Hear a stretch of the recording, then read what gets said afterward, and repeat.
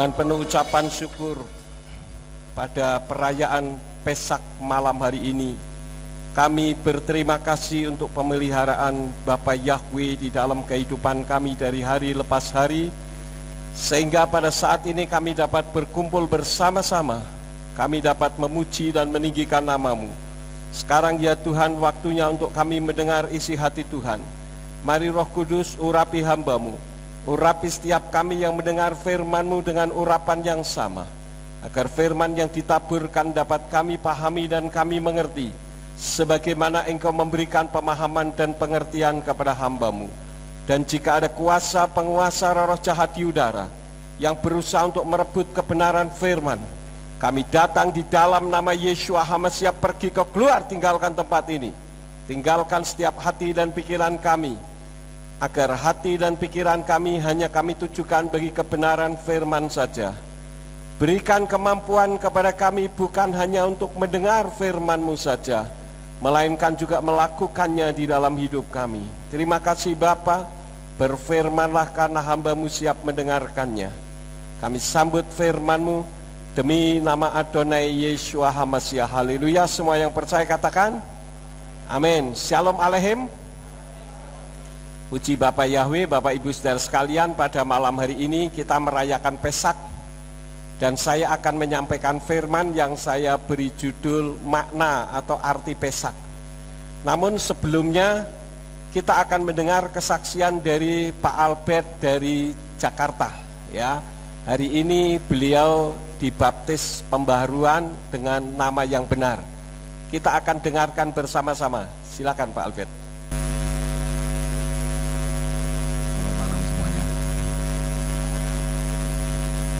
Perkenalkan, saya Albert Zakaria. Puji Tuhan, hari ini bukan kebetulan Tuhan pimpin saya ke tempat ini. Saya nggak nyangka hari ini di tempat ini merayakan Pesak ya.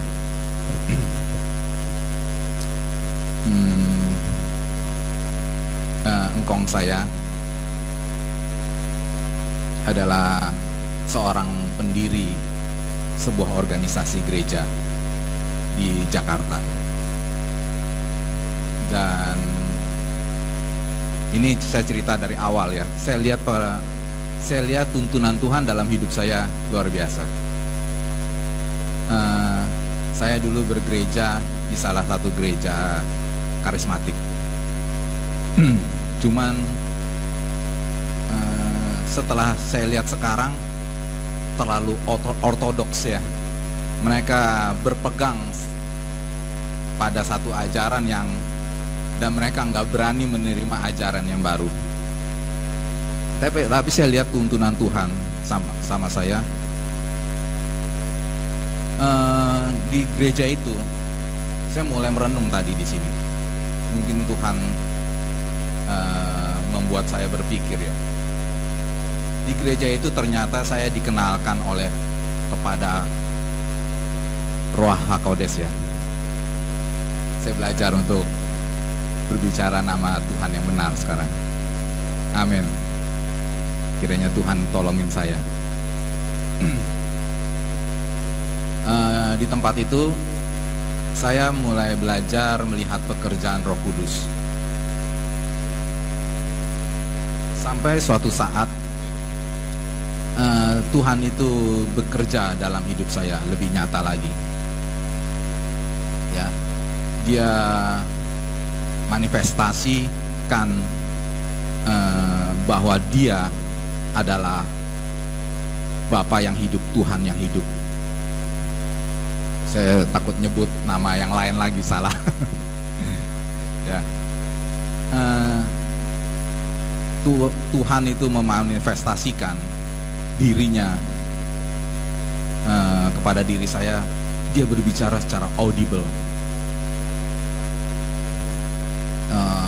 Sebanyak 3 kali audible menggelegar ya.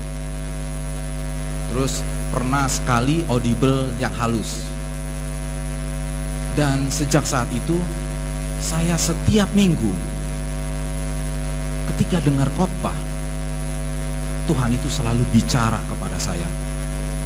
Seperti saya bilang, Tuhan, setiap minggu engkau ini bicara dengan saya seolah-olah tidak ada yang lain. Engkau seperti nunjuk kepada saya. Dan di situ Tuhan ajarkan, disitulah kamu melihat firman yang berbicara. Jadi pertama, pekerjaan Roh HaKodes ya. Kedua, pekerjaan firman Yeshua HaMasiah. Setiap minggu, walaupun undang pendeta dari manapun, tetap Tuhan bicara. Saya sampai bingung, kok bisa begini Tuhan ya? Bahkan mungkin kalau sebelum pendeta itu naik ya, beberapa hari sebelumnya, sebelum dia khotbah, Tuhan kadang-kadang bicara lewat orang lain, lewat mimpi, ya, lewat mimpi dari istri saya. Saya sampai bilang, oh, Tuhan lagi mengenalkan dirinya, dia sebagai firman yang hidup. Sampai sekarang saya merenung, ternyata saat ini, jadi Roh HaKodes, dia mengajar tentang Yeshua HaMasiah, firman itu sendiri. Setelah firman, barulah Tuhan mengajarkan tentang Bapa sendiri. Dan dia sekarang mengenalkan nama Bapa yang sesungguhnya, Yahweh. Saya bilang ajaib Tuhan. Saya baru mengerti Tuhan. Ternyata Engkau pribadi yang hidup, yang mengenalkan dirimu satu persatu kepada diri saya. Saya tadi ingat ada suatu ayat ya, kalau kita mau lihat di Yohanes 14 ayat yang ke-23. Jawab Yesua, jika seorang mengasihi aku, ia akan menuruti firman-Ku, dan Bapa-Ku akan mengasihi dia, dan kami akan datang kepadanya dan diam bersama-sama dengan dia. Saya ingat, saya tahu Tuhan itu menyatakan dirinya sebagai tiga pribadi kepada saya, sebagai Roh HaKodes, sebagai Yeshua HaMasiah, firman itu sendiri. Dan sekarang dia sedang mengajar saya, mengenalkan kepada Bapa, yaitu Bapa Yahweh. Saya bilang, Tuhan, Engkau ajaib. Terima kasih Tuhan buat kasih-Mu yang begitu besar, sehingga saya boleh diselamatkan, saya boleh mengenal kepada Engkau. Bukan suatu hal yang kebetulan Tuhan, Engkau pimpin saya di hari yang suci dan kudus ini, di hari Pesah, di hari kebangkitan-Mu. Terima kasih Tuhan, Engkau begitu nyata, sehingga saya boleh mengalami, mengenal ya. Ketika saya mengenal, itu artinya saya benar-benar lebih mengenal apa yang dia mau ajarkan, apa yang dia mau tuntun kepada saya. Saya bersyukur pada Tuhan, dia Allah yang baik. Sorry, maafkan saya, dia Tuhan yang baik. Dia bukan Allah, dia Bapa Yahweh kita. Amin. Saya rasa cukup sekian ya kesaksian saya. Mungkin nanti saya serahkan.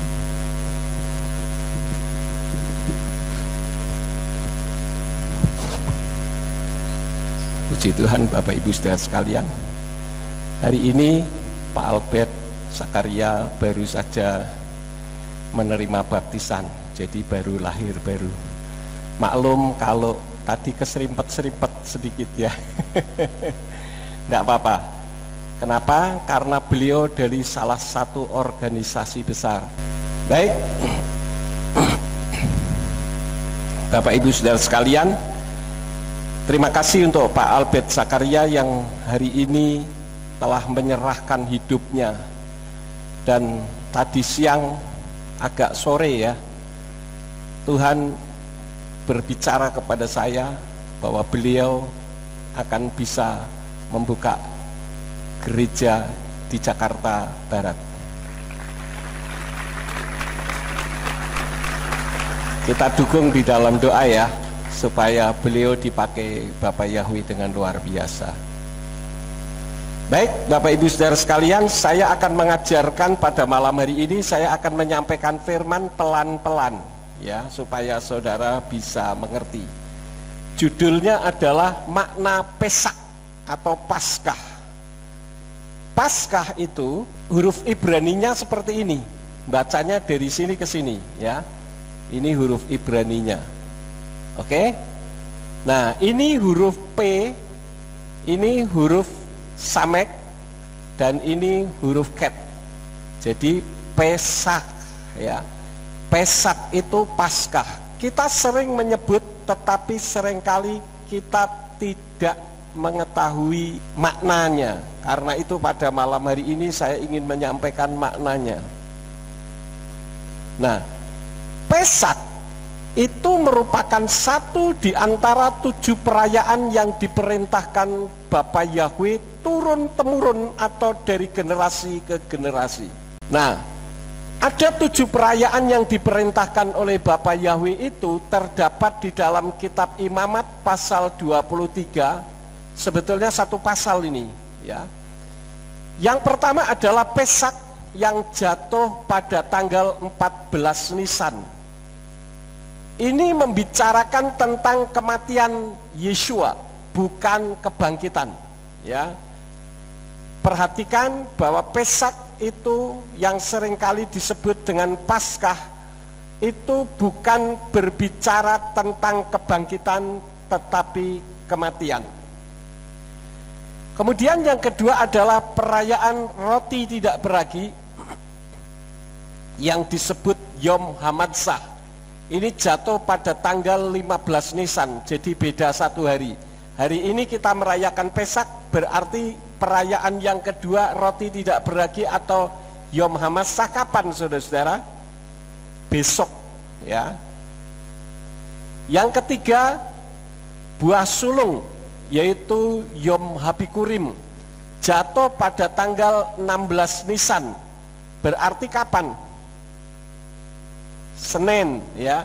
Tetapi karena yang dirayakan untuk buah sulung itu harinya karena bangkit pada hari Minggu atau Yom Rishon, maka perayaan kita untuk yang ketiga buah sulung atau Yom Habikurim adalah pada hari Minggu yang akan datang.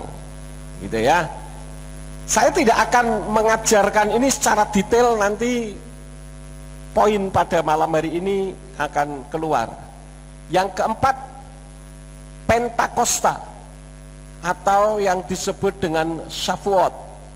Ini 50 hari setelah buah sulung. Ini ada hitungannya, yaitu 50 hari setelah buah sulung. Kemudian perayaan yang kelima adalah peniupan nafiri atau Yom Teruah 1 Tisri.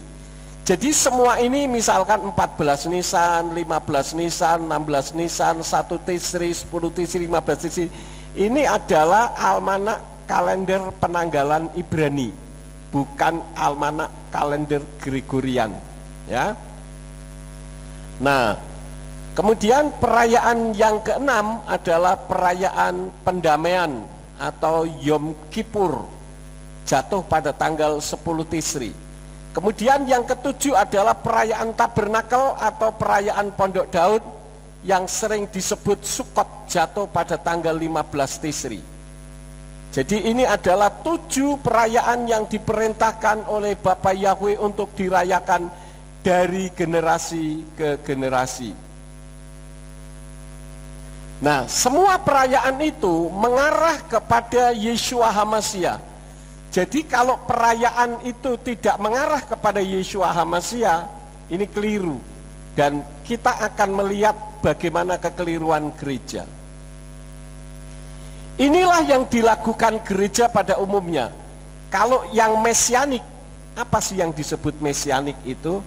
Kalau di dalam kehidupan orang-orang Ibrani, yang disebut mesianik adalah orang-orang Yahudi yang menerima Yeshua HaMashiach sebagai Tuhan dan Juru Selamat. Itu disebut mesianik. Tapi kalau di Indonesia yang disebut mesianik itu beda makna. Kalau pakai kepa, ya kepa, sit, talit dan sebagainya, ibadahnya hari Sabtu, kemudian tidak makan makanan yang dilarang oleh firman Tuhan, artinya memakan hanya makanan kosher. Kosher itu layak, ya. Maka itu disebut mesianik. Sebetulnya bukan begitu. Yang disebut mesianik adalah orang-orang Ibrani yang menerima Yeshua sebagai Tuhan dan Juru Selamat.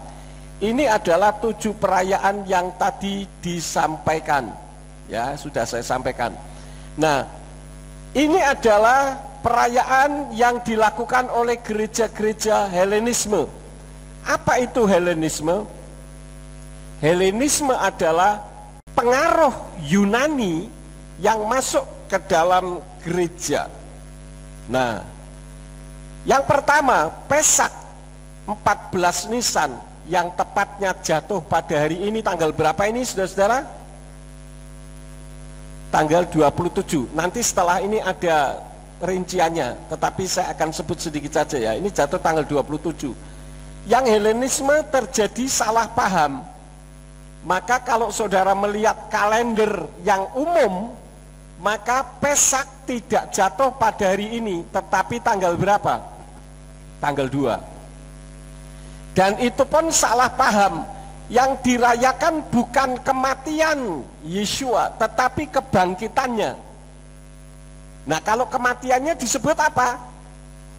Jumat Agung. Padahal di dalam kitab suci tidak ada Jumat Agung, saudara-saudara. Yang kedua adalah perayaan roti tidak beragi jatuh pada tanggal 15 Nisan. Gereja-gereja yang beraliran Helenisme itu tidak merayakannya.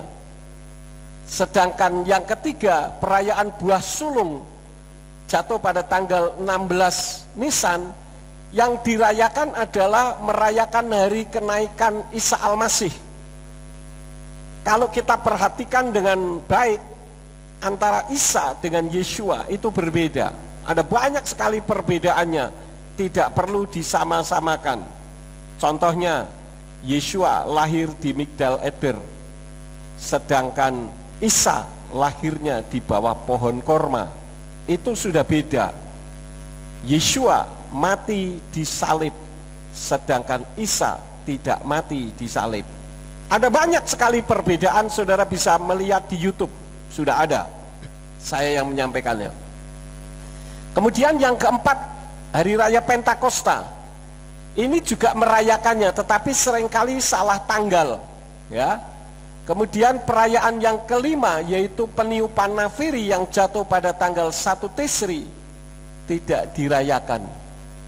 Gereja-gereja Helenisme tidak merayakannya. Kemudian yang keenam, perayaan pendamaian. Gereja aliran Helenisme juga tidak merayakannya. Sedangkan tabernakel yang jatuh pada tanggal 15 Tisri, merayakannya adalah Natal yang disebut tanggal 25 Desember, dan itu merupakan salah tanggal. Disebutkan ketika Yeshua dilahirkan, ada para gembala menggembalakan kambing domba di padang. Padahal tanggal 25 Desember di Israel sana sedang terjadi musim salju. Saudara-saudara, bagaimana mungkin ada orang yang menggembalakan kambing domba di padang? Saya pernah bersaksi kepada saudara, ketika saya mau melihat penjara Alcatraz di San Francisco, pada saat itu suhu sekitar 5 derajat Celcius. Tetapi karena anginnya kencang dan udaranya dingin luar biasa, sedangkan laut yang bisa untuk menyeberang dari San Francisco menuju ke penjara Alcatraz itu banyak ikan hiunya. Maka rencana untuk menuju ke Alcatraz tidak bisa dilanjutkan karena penguasa otoritas setempat tidak menjalankan kapalnya untuk ke Alcatraz. Ya, kita lanjutkan lagi, saudara-saudara. Nah, jadi semua perayaan tadi mengarah kepada Yeshua HaMashiach. Sebetulnya perayaan itu sudah ada sebelum Yeshua ada di atas muka bumi ini. Kalau Yeshua itu sendiri kekal adanya, ya. Tetapi ketika Yeshua ada di atas muka bumi ini, Yeshua juga merayakan hari raya Pesak. Nah, apa sebetulnya yang dirayakan oleh Yeshua tentang perayaan Pesak? Yaitu mengingat darah domba Pesak yang dilaburkan di tiang pintu. Kita membuka di dalam kitab Keluaran pasal yang ke-12, saudara-saudara. Kita lihat Keluaran pasal yang ke-12, ayat yang ke-21 sampai 24. Di sana dikatakan, dan Mose menyatakan kepada semua tua-tua Israel dan berkata kepada mereka, pilihlah dan ambillah bagimu kawanan domba menurut kaum-kaummu dan sembelihlah Pesak itu. Dan kamu harus mengambil seikat hisop dan mencelupkannya ke dalam darah yang ada dalam pasu, dan dari darah yang di dalam pasu itu kamu harus melaburkannya pada ambang pintu dan pada kedua tiangnya.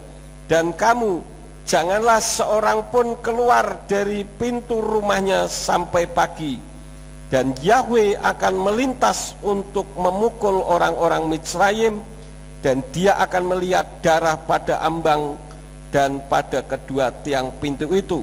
Dan Yahweh akan lewat ke atas pintu itu, dan dia tidak akan mengizinkan si pembinasa masuk ke dalam rumahmu untuk memukulmu. Dan kamu harus memelihara hal ini sebagai ketetapan bagimu dan bagi anak-anakmu sampai selama-lamanya. Jadi peringatan-peringatan itu harus dilakukan sampai selama-lamanya, saudara-saudara. Kalau di sini dikatakan dan Yahweh akan lewat di atas pintu itu maksudnya adalah malaikatnya Yahweh, bukan Yahwehnya, ya. Sehingga di sini dikatakan dan dia tidak akan mengizinkan si pembinasa masuk ke dalam rumahmu untuk memukulmu. Jadi yang patroli pada malam itu adalah malaikat El Maut yang datang dari Yahweh. Sehingga ketika dia tidak melihat di ambang pintu atas dan tiang kanan kirinya ada darah, maka anak sulungnya mati. Tidak peduli anak sulung Paro atau Firaun sampai ke anak sulung budak sekalipun, semua akan mati. Nah, kita lihat lagi ketika Yeshua merayakan Pesak, itu mengarah bagi kita kepada darah Yeshua HaMashiach. Di dalam kitab Injil Yohanan 1 ayat yang ke-29, kita lihat kitab Injil Yohanan atau Yohanes 1 ayat yang ke-29. Di sana dikatakan, pada keesokan harinya Yohanan melihat Yeshua yang datang kepadanya, dan dia berkata, lihatlah anak domba Elohim yang menghapus dosa dunia. Jadi kalau dulu yang dilaburkan di tiang pintu itu darah hewan, Yeshua lah yang menggantikannya. Demikian pun yang ditulis di dalam ayat yang ke-36. Di sana juga dikatakan, dan sambil memandang kepada Yeshua yang sedang berjalan, dia berkata, lihatlah anak domba Elohim. Jadi Bapak Ibu Saudara sekalian, ketika Yeshua merayakan Pesak, itu kita pun merayakan Pesak. Perayaan Pesak kita bukan mengarah kepada bagaimana Bapa Yahweh menyelamatkan anak-anak sulung yang ada di Mitsraim atau Mesir dari kematian, tetapi karya penyelamatannya, yaitu Yeshua HaMashiach yang mati di atas kayu salib. Jadi sejarah Pesaknya kita lihat berikut. Pesak atau Paskah itu mengingat kematian Yeshua HaMashiach. Apa saudara-saudara? Kematian, bukan kebangkitan, ya. Nah, tadi saya sudah sampaikan, hari ini hari Sabtu 27 Maret 2021. Tetapi gereja-gereja yang sudah terpengaruh oleh Helenisme melakukannya hari Jumat yang disebut Jumat Agung yang jatuh pada tanggal 2 April 2021. Jadi yang diperingati justru kebangkitannya, selain dari Jumat Agung tetapi ada Paskah, yaitu hari Minggu tanggal 4 April 2021. Jadi ini beda kalender, saudara-saudara, ya. Sekarang kita lihat lagi keanehan gereja. Kematiannya tiap tahun beda tanggal. Saudara bisa lihat, coba kita kembali ke slide tadi. Nah, kematiannya tanggal 2 April hari Jumat tahun 2021. Tahun 2022, tahun 2023, tahun 2024 dan seterusnya, tanggal ini akan berubah-ubah. Nanti saudara bisa buktikan, ya. Terus, nah, tetapi kelahirannya tiap tahun sama tanggalnya. Tanggal berapa? 25 Desember. Nah, ini kan aneh, saudara-saudara, ya. Artinya seharusnya tanggal kelahirannya juga berubah. Nah, ini yang jatuh pada tanggal 15 Tisri, yaitu sekitar bulan September Oktober. Dan itu di sana musim semi. Suasananya indah, ada sinar matahari, udaranya juga nikmat, ya, sehingga para gembala menggembalakan kambing domba. Kalau yang ada di dalam gambar-gambar Natal itu kan banyak sekali kekeliruannya. Yang pertama, masa di musim salju ada para gembala. Yang kedua, ada pohon cemara. Di sana tidak ada pohon cemara, saudara. Kemudian kita lihat berikut, ucapannya selamat juga salah, saudara. Bukan happy Passover. Passover itu melewati, ya. Tetapi yang diucapkan adalah happy Easter. Easter ini dari dewa Ishtar, ya. Jadi sudah berubah bentuk semuanya, saudara-saudara. Sekarang kita lihat lagi, kesalahan ini harus diubah, saudara-saudara, ya. Meskipun sudah dianggap benar dan sudah lama. Jadi istilahnya jangan membenarkan yang biasa, tetapi biasakanlah yang benar. Untuk apa kita membenarkan yang biasa kalau yang biasa itu salah? Harus kita ubah. Oke, kita lanjutkan lagi, saudara. Nah, Pesak, P, Samek, Ket, itu mengandung makna dari dua sisi. Yang pertama adalah sisi gematria dan yang kedua adalah sisi piktograf. Nah, sekarang kita lihat sisi gematria. Nah, saya artikan dulu apa itu gematria. Gematria adalah menghitung nilai huruf pada suatu angka atau frasa. Ini bukan seperti istilah orang Jawa katakan godak gaduk parikeno.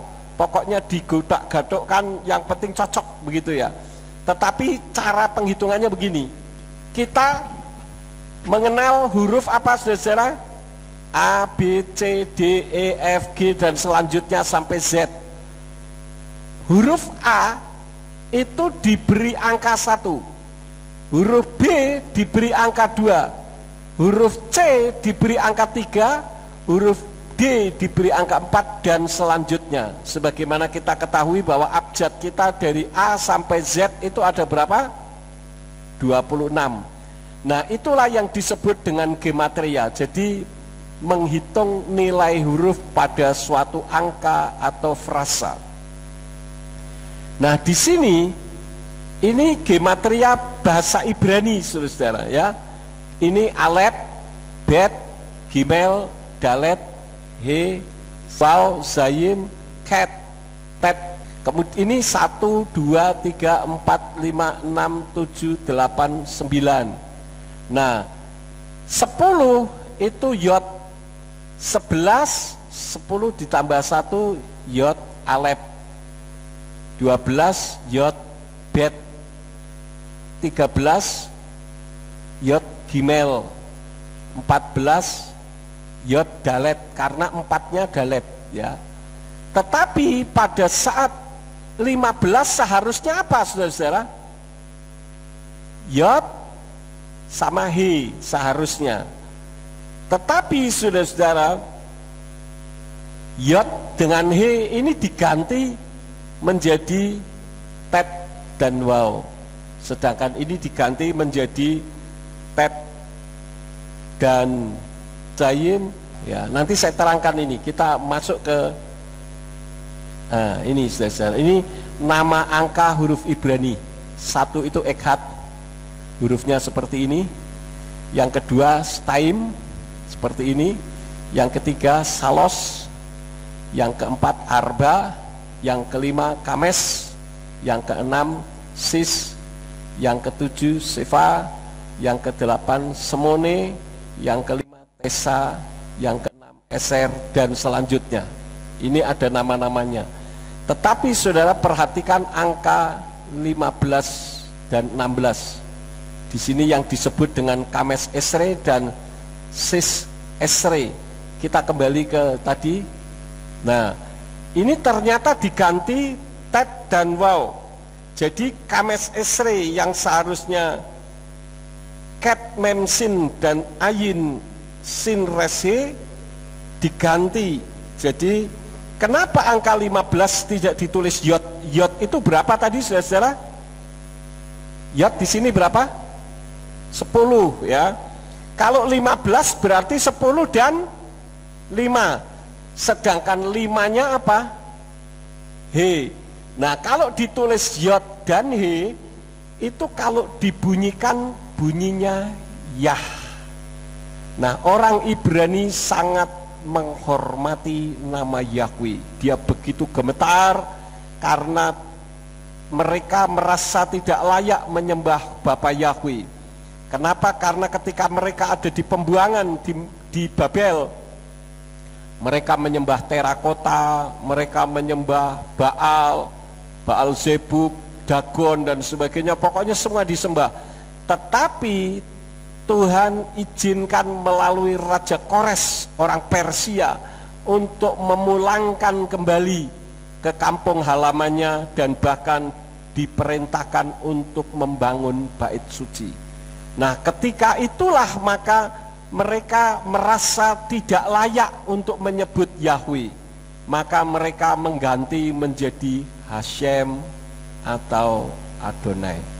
Tetapi sebetulnya Bapak Ibu Saudara sekalian, Tuhan tidak menghendaki namanya diganti menjadi sebutan. Karena Hashem itu artinya nama itu, atau Adonai yang artinya Tuanku.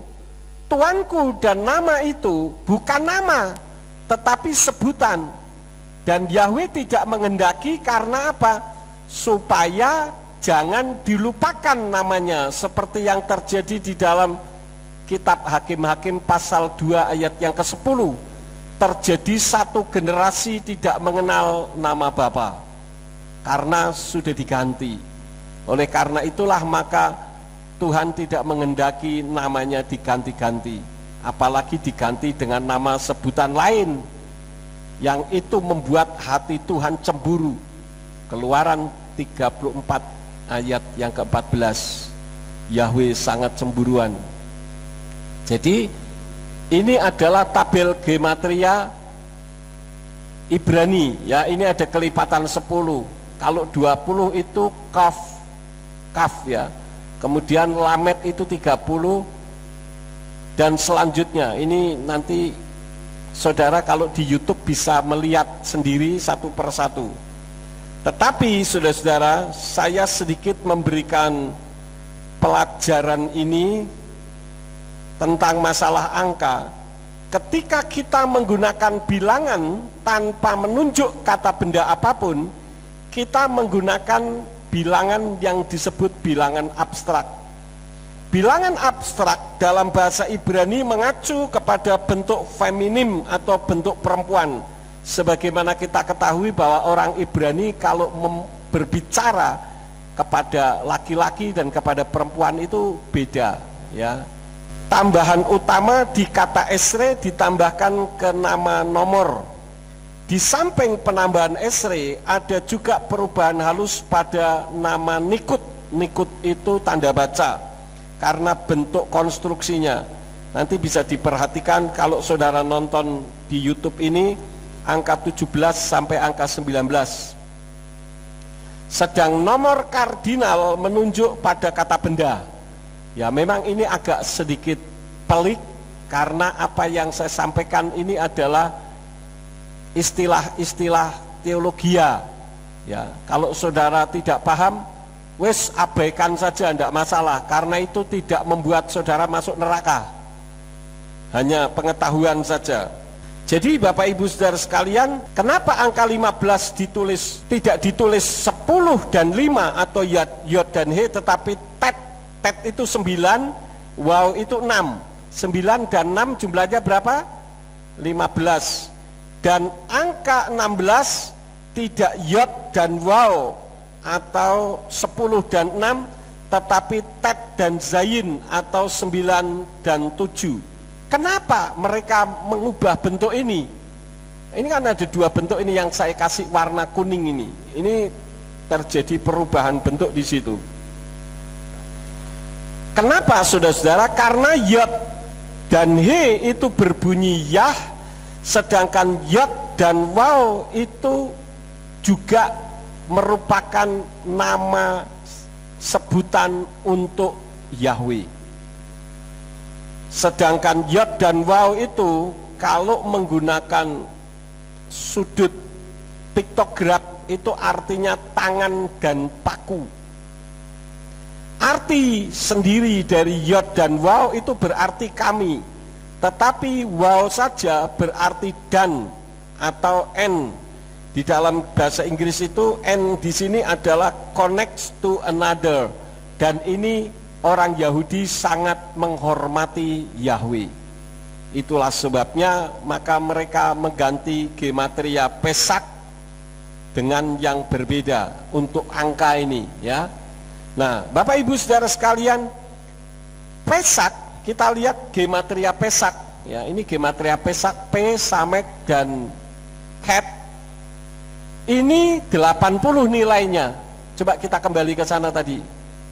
Nah, ini 80, ini P, saudara-saudara, ya. Ini P, ya. 80. Kemudian ini 80. Ini apa? Samek. Samek itu nilainya 60. Coba kita kembali ke sana sebentar. Nah, ini 60. Ya. Terus kembali lagi. Nah, Cat itu 8. Saya kira enggak usah kembali lagi ke sana, nanti pusing kita bolak-balik. Jumlahnya berapa ini saudara-saudara? 148. Stop sampai di sini dulu, saudara. Ingat di ingatan saudara. Pesak menurut gematria 148. Diingat ya. Nanti kita akan kembali lagi ke sini. Sekarang kita lihat piktograf. Nah, piktograf itu alef, bet, gimel, dalet, he, waw, zayin, apa ini, ket, tet, ya, dan selanjutnya. Ini saudara, ini mengandung arti seperti ini, kepala kerbau. Ini semua adalah lambang-lambang dari apa namanya, angka-angka yang piktograf. Piktograf itu seperti kalau saudara menuju di mall, saudara mau buang air kecil, maka yang saudara lihat gambar apa? Gambar orang laki dan perempuan berdiri, ya kan? Nah, itu piktograf, saudara-saudara. Nah, sekarang piktograf dari Pesak. Piktograf dari Pesak, P-nya ini adalah mulut. Mulut ini untuk apa, saudara-saudara? Untuk bicara. Nah, di dalam kitab suci, wayomer itu seringkali diterjemahkan dengan berfirman. Ini adalah yang dimaksud mulutnya Yeshua, yaitu dafar. Yeshua yang sedang berbicara kepada umat manusia. Sekarang kita lihat lagi. Nah, Yeshua, jadi P-nya ini adalah mulut Yeshua yang sedang berbicara sebagai firman yang hidup. Di dalam kitab Injil Yohanes pasal 1 ayat yang ke-1 kita lihat. Nah, ini ya, ini firman, ini Yeshua yang sama dengan Elohim. Di sini berbunyi Beresit haya hadafar, wahadafar haya et ha Elohim, wahu hadafar haya Elohim. Pada mulanya ada firman. Ada firman dengan adalah firman itu berbeda. Kalau terjemahan Yayasan Lembaga Alkitab Indonesia mengatakan pada mulanya adalah firman. Adalah itu sama dengan, ya. Jadi kalau pada mulanya adalah firman, berarti firman itu pada mulanya. Tetapi kalau pada mulanya ada firman, artinya firman itu pada mulanya sudah ada, dan firman yang ada itu bersama-sama dengan Elohim atau Tuhan, dan firman yang ada itu Elohim. Jadi Yeshua yang sedang berfirman kepada manusia adalah Elohim, Tuhan, saudara-saudara, ya. Kita lihat lagi. Nah, Yeshua yang adalah firman yang hidup itu adalah Tuhan. Ini sama dengan yang tertulis dalam kitab Injil Lukas pasal 2 ayat yang ke-11, di mana Yahweh yang berfirman.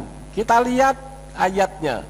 Nah, Yahweh yang berfirman di dalam Lukas 2 ayat yang ke-11 di dalam kitab Pesita atau Aramaic Bible berbunyi, Atilat tekon geir yomana perukada itu himarya Mesia pemadinta de David. Karena hari ini telah lahir bagimu juru selamat, yaitu Tuhan Yahweh Sang Mesias di kota Daud. Yang lahir siapa? Bentuknya bayi. Bayi siapa? Yeshua. Jadi Yeshua itu Yahweh, ya. Kemudian ada lagi di dalam 1 Korintus 12 ayat yang ketiga. Intinya orang akan mengatakan Yahweh itu Yeshua, Yeshua itu Yahweh karena Ruach HaKodes. Kalau di dalam terjemahan kitab kita, Yeshua Tuhan, yang betul sesuai dengan kitab Aramaik, Yeshua itu Yahweh atau Yahweh itu Yeshua. Dan orang yang mengatakan itu adalah orang yang penuh Ruach HaKodes. Jadi saudara-saudara, kalau saudara mengakui bahwa Yeshua itu Yahweh, Yahweh itu Yeshua, berarti saudara sudah diurapi, sudah dipenuhi oleh Ruach HaKodes. Paham saudara-saudara? Nah, sekarang lanjutkan. Nah, yang kedua, samek. Samek itu kalau di dalam piktograf tadi artinya menyangga atau mendukung. Apa sih maksudnya? Samek dan mem, saudara-saudara, itu singkatan dari malaikat maut. Seringkali dipakai oleh orang Ibrani untuk menyingkat malaikat maut. Itu samek dan huruf mem. Tetapi juga bisa berarti duri. Nah, kalau kita berbicara tentang duri, kita ingat Matius 27 ayat yang ke-29. Coba kita melihat Matius 27 ayat yang ke berapa tadi? 29. Di sana dikatakan, dan setelah menganyam sebuah mahkota dari duri, mereka mengenakannya di atas kepalanya dan sebatang buluh pada tangan kanannya, dan seraya berlutut di hadapannya, mereka mengejeknya dengan berkata, salam hai raja orang Yahudi. Jadi kalau kembali ke capture tadi, samek itu berbicara tentang duri, kita ingat duri yang menancap di kepalanya Yeshua HaMasiah. Itu berarti menyangga atau mendukung. Selanjutnya, nah ini bermahkota duri menyangga manusia. Jadi untuk samek di sini, P samek, ket, sameknya ini adalah bermahkota duri menyangga manusia. Sekarang kita lihat berikut, ket. Ket itu dinding atau penyekat atau pagar. Coba kita lihat tadi ke belakang lagi yang apa namanya piktograf tadi tentang cat tadi. Nah ini cat, ini gambarnya kayak gini saudara-saudara ya. Ini anunya enggak jelas, ini sini separation ya. Ini pagar saudara-saudara. Ya kita kembali ke tadi. Nah dinding atau penyekat ini berbicara tentang akibat dosa Adam dan Hawa, maka terjadilah sekat atau memisahkan antara Tuhan dengan manusia. Di dalam Kejadian 3 ayat yang ke-24. Kejadian 3 ayat yang ke-24.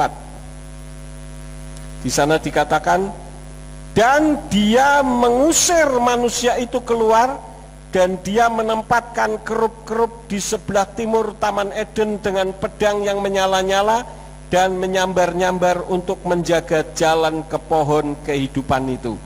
Jadi karena Adam dan Hawa jatuh di dalam dosa, maka terpisahlah hubungan antara manusia dengan Elohim. Tadinya manusia bisa berbincang-bincang dengan dekat, face to face istilahnya, dengan Bapa Yahweh. Tetapi akibat Adam dan Hawa jatuh di dalam dosa, maka mereka diusir, dan tempat di mana pohon kehidupan langsung dijaga oleh kerub-kerub. Kenapa? Karena kalau Adam dan Hawa memakan buah kehidupan, maka Adam dan Hawa tidak akan mati. Ya, Bapa Yahweh mengatakan bahwa pada hari engkau memakannya, pastilah engkau mati. Tapi ketika Adam memakan buah pengetahuan hal baik dan jahat, kan tidak langsung mati. Apakah Tuhan salah dengan ucapannya? Ternyata tidak. Di dalam kitab Petrus katakan 1 hari di hadapan Elohim sama dengan 1000 tahun di hadapan manusia. Nah kalau kita membaca di dalam kitab Kejadian 5 ayat yang ke-5, maka kita tahu bahwa umur Adam hanya 930 tahun. Artinya hampir 1 hari di hadapan Elohim. Karena itu ketika Elohim mengatakan pada hari engkau memakannya, pastilah engkau mati. Jadi bukan mati rohnya. Banyak orang yang tidak bisa memahami sehingga mengatakan, oh itu yang mati rohnya Pak. Kalau orang rohnya mati, berarti tubuhnya juga mati. Jadi bukan rohnya yang mati, memang usianya belum sampai 1 hari di hadapan Elohim. Jadi ketika Yahweh mengatakan pada hari engkau memakannya, pastilah engkau akan mati, itu benar. Karena usia Adam tidak sampai 1000 tahun. Tapi kalau waktu itu Adam memakan juga buah kehidupan, maka Adam dan Hawa akan hidup sampai sekarang dan sampai selama-lamanya. Karena itulah maka buah kehidupan itu dijaga oleh kerup-kerup supaya Adam dan Hawa tidak memakannya. Kemudian mereka berdua diusir. Sejak itulah hubungan antara manusia dengan Elohim itu ada penyekat, saudara-saudara. Nah kita lihat selanjutnya. Jadi ketika zaman Yeshua HaMasiah, apakah ada penyekat? Kita melihat di dalam Matius 27 ayat yang ke-51. Coba kita melihat penyekatnya. Matius 27 ayat yang ke-51. Nah, sekarang kita baca bersama-sama ya. Kita ucapkan dengan suara yang keras, siap? 2, 3. Dan lihatlah, tabir di tempat suci terbelah menjadi 2 dari atas sampai ke bawah, dan bumi terguncang dan bukit-bukit batu terbelah. Jadi ketika Yeshua mati, maka penyekat itu ditiadakan. Sehingga manusia bisa berkomunikasi secara langsung dengan Elohim atau Bapa Yahweh. Itulah sebabnya kalau ada orang mengatakan, Pak Yakub itu tolol, goblok, masa manusia kok bisa hubungan langsung dengan Bapa Yahweh? Saya bilang sebetulnya memang awalnya bisa, tetapi karena manusia jatuh di dalam dosa, tidak bisa. Tetapi Yeshua lah yang membuat kita bisa langsung berkomunikasi dengan Bapa Yahweh. Dan kita tidak keliru untuk memanggil namanya.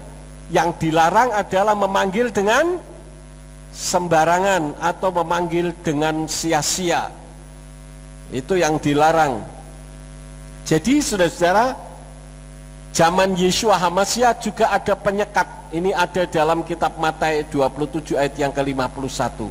Ini saudara sudah bisa menebak dengan kata-kata P samek cat.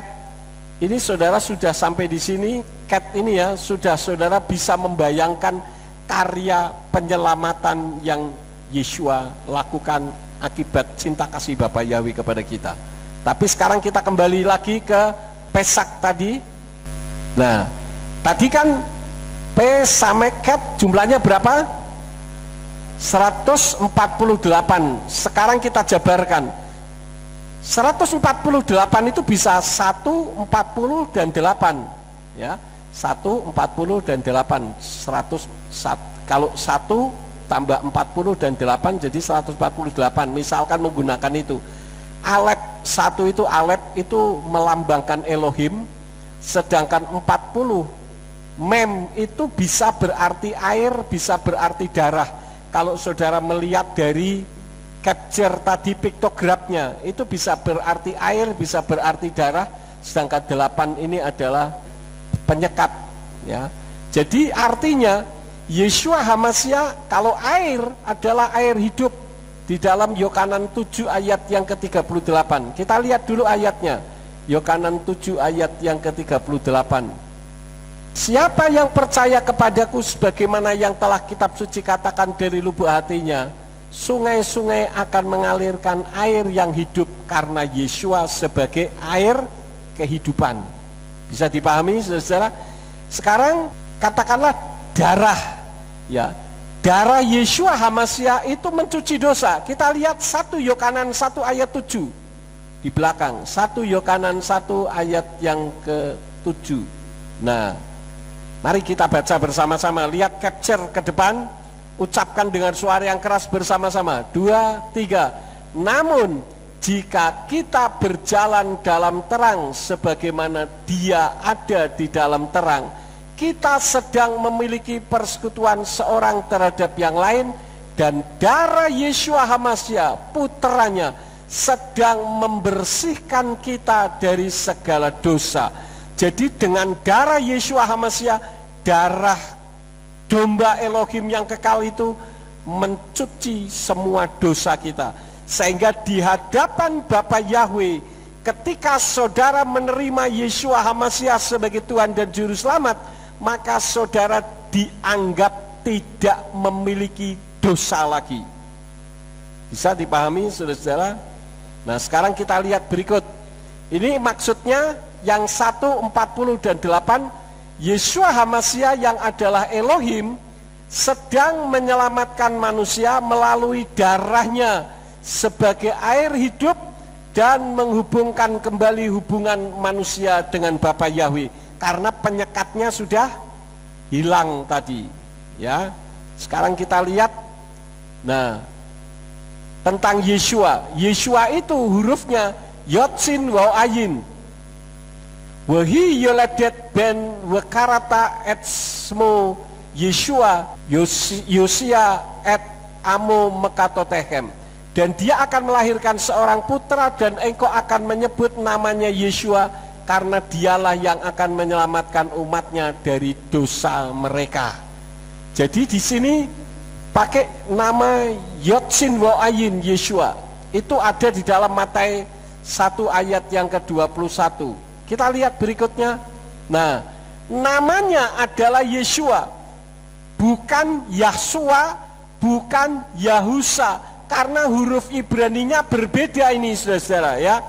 Banyak orang yang tidak mengerti membaca huruf Ibrani, mereka berpikir harus Yah, karena namamu yang engkau berikan kepadaku. Itu satu-satunya ayat yang dipakai untuk referensi bahwa namanya bukan Yeshua tapi Yahshua, karena ada namamu yang engkau berikan kepadaku. Namamu adalah Yahweh. Itu. Ada orang mengatakan kalau Yeshua berarti bukan haleluya tapi haleluyas. Ya haleluyas yang tidak ada, karena memang haleluya itu ditujukannya kepada Yahweh, bukan kepada Yeshua. Jadi jangan salah pengertian. Jadi saudara-saudara, kita harus menggunakan yang atas sendiri, Yod Sin Waw Ayin, namanya Yeshua. Kenapa? Karena ini ya, Yeshua Yod Sin Waw Ayin yang ini. Yeshua ini Yod Sin Waw Ayin. Yodnya itu adalah singkatan dari Yahweh yang ini. Sin Waw Ayin itu keselamatan atau menyelamatkan. Jadi Yod Sin Waw Ayin yang dibaca Yeshua adalah Yahweh yang sedang menyelamatkan. Sedang menyelamatkan siapa? Sedang menyelamatkan manusia. Ya. Kemudian kita lihat berikut. Nah, sekarang 1, 4, dan 8. 1 itu Aleph, artinya Elohim, sedangkan 4 itu Dalet, yang artinya pintu atau tenda, sedangkan yang 8 ini adalah penyekat atau separation. Nah, artinya adalah Yeshua HaMashiach sebagai pintu. Ini kan pintu nih, Dalet itu pintu bagi manusia. Karena di dalam Yohanan 10 ayat 9 mengatakan akulah pintu. Ya, Yeshua mengaku dirinya sebagai pintu. Ya, ini akulah pintu, ya.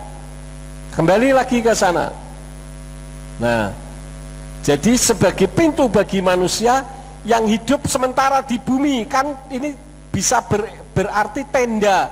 Nah, manusia itu adalah tenda yang kemah bisa dibongkar bangkirkan. Sekarang kita lihat ayatnya saja, 2 Korintus 5 ayat 1. Nah, di sini dikatakan sebab kami tahu bahwa manakala rumah tabernakel duniawi kita, yaitu tenda tadi, dibongkar, kita memiliki suatu bangunan dari Elohim, yaitu sebuah rumah yang tidak dibangun oleh tangan manusia yang kekal di sorga. Jadi tubuh kita ini adalah tubuh yang fana, yang akan hancur, tetapi nanti kita akan menerima tubuh sorgawi. Bisa dipahami? Kita kembali ke tadi, ya. Dan meniadakan penyekat.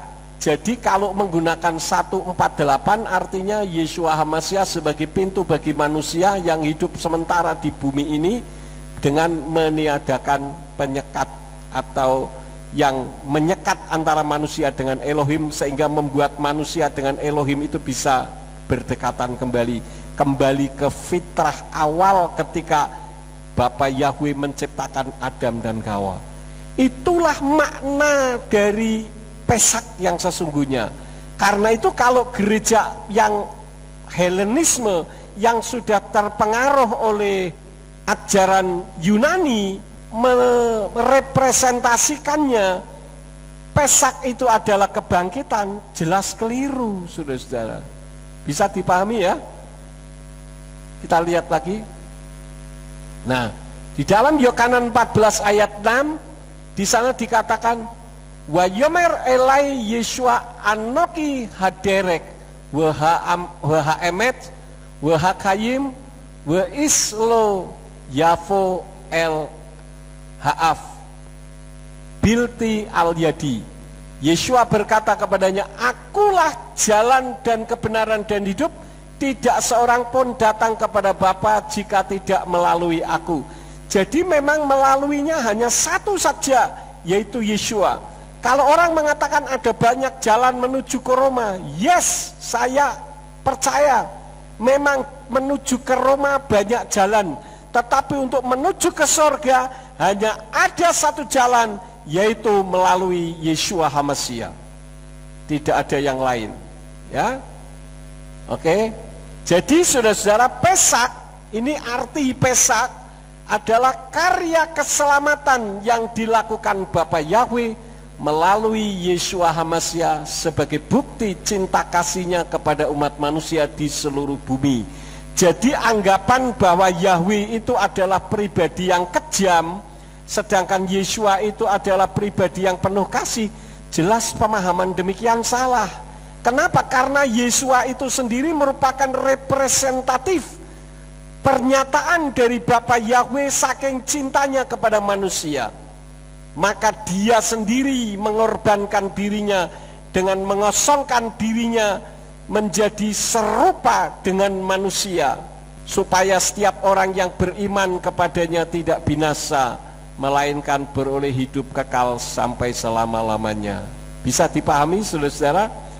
Karena itulah maka kalau pada malam hari ini kita merayakan Pesak, nanti kita ada perjamuan kudus. Ketika saudara makan roti dan minum air anggur, saudara ingat karya keselamatan besar yang Yeshua lakukan, yang tidak lain adalah Bapa Yahweh itu sendiri yang mengasihi kita. Ya, jadi ini saja yang saya sampaikan kepada saudara. Jadi itulah yang disebut dengan Pesak atau Paskah. Jadi ketika saudara merayakan Paskah, saudara sudah mengerti artinya, yaitu karya keselamatan yang Yeshua lakukan bagi kita semua. Amin. Mari kita bangkit berdiri bersama-sama, kita akhiri ibadah kita pada malam hari ini. Kami mengucap syukur kepadamu Bapa Yahweh. Engkaulah Tuhan yang penuh dengan cinta kasih. Engkau rela turun ke bumi dalam wujud seperti manusia untuk menjadi keselamatan bagi kami semuanya. Engkau memberkati seluruh jemaat yang hadir pada saat ini. Kami berdoa untuk saudara-saudara kami, Pak Albert, Zakaria yang akan kembali ke Jakarta. Tuhan sertai. Dan lebih daripada itu, Engkau sendiri yang membuat hamba-Mu ini Engkau pakai dengan luar biasa, sehingga akan muncul gereja pemulihan firman yang ada di Jakarta Barat. Karena itu berkati kepulangan mereka, jauhkan dari mara bahaya malapetaka orang jahat maupun kerusakan kendaraan. Tuhan berkati seluruh jemaat yang malam hari ini hadir dari manapun juga, termasuk yang melihat melalui YouTube. Engkau berkati, maupun yang mendengarkan melalui radio Surya Kebenaran. Engkau memberkati semua yang sudah ambil bagian di dalam pelayanan pada malam hari ini. Engkau pakai mereka semakin hari semakin heran. Dan Tuhan, kalau sebentar kami akan pulang, kirim malaikat Tuhan untuk menyertai kami supaya sampai di rumah dengan selamat. Dan apabila malam nanti kami beristirahat, izinkan malaikat-Mu itu tetap menjagai dan melindungi kami, supaya di sepanjang malam hari kami beristirahat, kami dapat tidur dengan nyenyak, tanpa gangguan dari setan, sakit penyakit maupun orang jahat, sehingga besok kami bangun dengan tubuh yang sehat. Dan ketika kami bangun dengan tubuh yang sehat dan kami bersyukur kepadamu, kami melakukan aktivitas dalam kehidupan kami. Apa saja yang diusahakan dan dikerjakan yang tidak bertentangan dengan firman-Mu, dibuatnyalah oleh Engkau berhasil, supaya dengan keberhasilan itu dapat dikembalikan lagi guna hormat dan kemuliaan bagi nama-Mu. Terima kasih Bapa, berkati kami karena kami siap menerima berkat daripadamu. Mari kita angkat kedua belah tangan kita untuk menerima berkat Yahweh. Yefarcha Yahweh wa yes mereka. Yahweh memberkati engkau dan memelihara engkau. Yair Yahweh pana olecha wikunecha. Yahweh menyinari engkau dengan wajahnya dan memberi engkau anugerah. Yisa Yahweh pana olecha yashem lecha shalom. Yahweh menghadapkan wajahnya kepadamu dan memberi engkau damai sejahtera. Diberkatilah engkau di kota dan diberkatilah engkau di ladang. Diberkatilah buah kandunganmu, hasil bumimu dan hasil ternakmu, yakni anak lembu sapimu dan kandungan kambing dombamu. Diberkatilah bakulmu dan tempat adonanmu. Diberkatilah engkau pada waktu masuk dan diberkatilah engkau pada waktu keluar. Sekarang pulanglah dan terimalah berkat. Kasih Bapa Yahweh Sang Pencipta, kasih karunia Adonai Yeshua HaMashiach Sang Pembeli jiwa, dan Ruach HaKodes menyertai saudara sekalian sampai Maranatha. Adonai Yeshua HaMasiah datang kembali untuk yang kedua kali dan mengangkat kita semua. Haleluya.